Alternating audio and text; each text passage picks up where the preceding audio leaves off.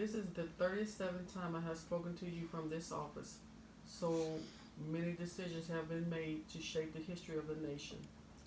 Each time I have done so to discuss with you some matters that I have believed affect the nation interests. In all decisions I have made in my public life, I have always tried to do what is right for this nation. Throughout the long, difficult period of Watergate, I have felt it was my duty to preserve, to make every possible effort to complete the terms of this office in which you elected me. In the past few days, however, it has become evident to me that I no longer have strength enough political base in the Congress to justify continuing that effort. As long as there are much a base, I felt strongly that it was necessary to see the constitutional process through this conclusion. That to do otherwise would be unfaithful to the spirit and the deliberate difficulty process is dangerous, is stabilizing precedent for the future. But with this difficulty of that base, I now believe that the constitutional purpose has been served, and there is no longer a need for the process to be prolonged. I would have preferred to carry through the finish whatever the personal agony it would have involved. My family unanimously urged me to do so. But the interests of the nation must always come before the personal considerations.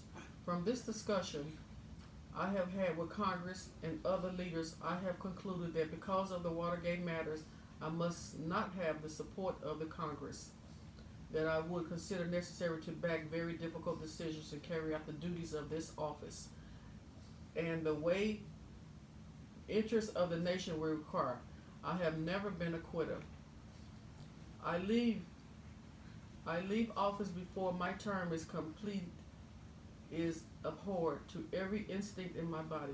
But as president, I must put the interests of Americans first. Americans need full president, a full-time Congress, particularly at this time with problems we face at home abroad.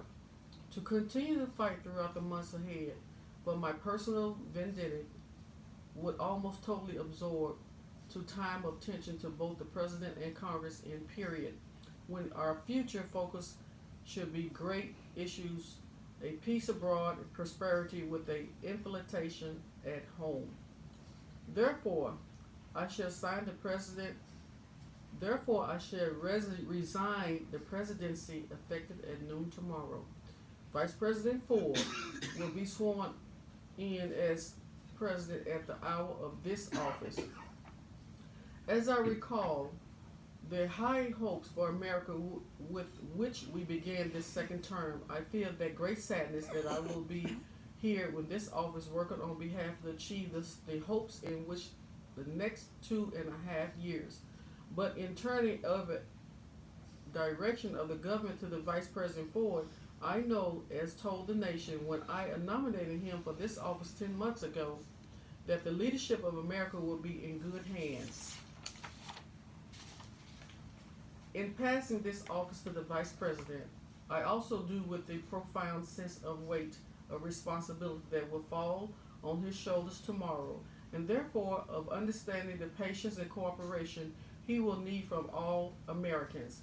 As he assumed the responsibility, he deserves the help of the support of all of us. As we look to the future, the first essential is being healing wounds of this nation, to put bitterness and division in recent past behind us and discover those shared ideals lie at the heart of our strength and unity as a free people. By taking this action, I hope that I will have hastened to start the process of healing which is desperately needed in America. I regret deeply in history that have been done in the course of events that led to this decision. I would say only to that if some of my judgments were wrong and some were right. They were made in what I believe at time to be the best interest of the nation. To those who stood with me during the past difficult months, to my family, my friends, and many others who joined in supporting cause because they believed it was right, I will be eternally grateful for your support. And to those who have not felt able to give me your support, let me say I leave with no bitterness toward those who have opposed me, because all of us in final analysis have been concerned with good in the country. However, our judgment may differ.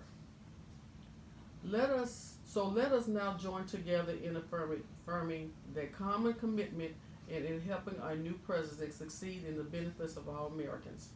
I shall leave this office in great regret, not completing my term, but gratitude for a privilege of serving as the president the last 5.5 years.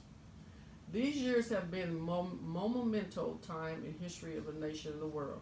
They have been a time of achievement in which we all are proud.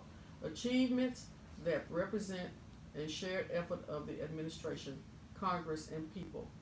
But the challenges ahead are equally great, and they too will require the support of the effort of Congress and the people, working in cooperation with the new administration. Around the world, in Asia, in Africa, Latin America, and the Middle East, there are millions of people who live in terrible poverty and starvation. We must keep our goal turning around away from production for war, expanding production to peace, so that people everywhere on earth can at least look forward in their children's time, if not our time, by having necessities for a decent life.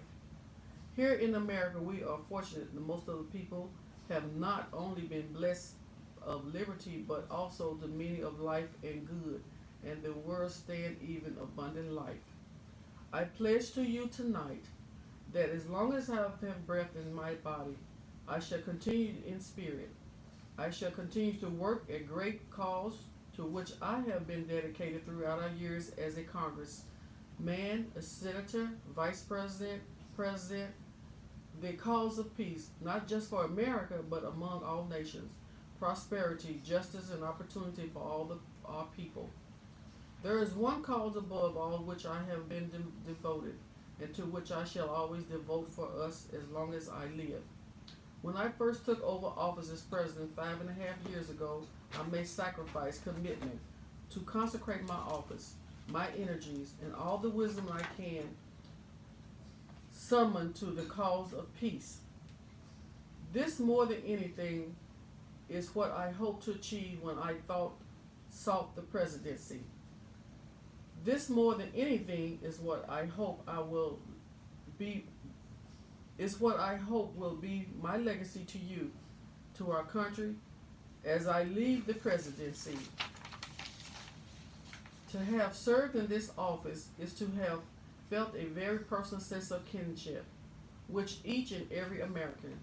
In leaving it, I do this with prayer.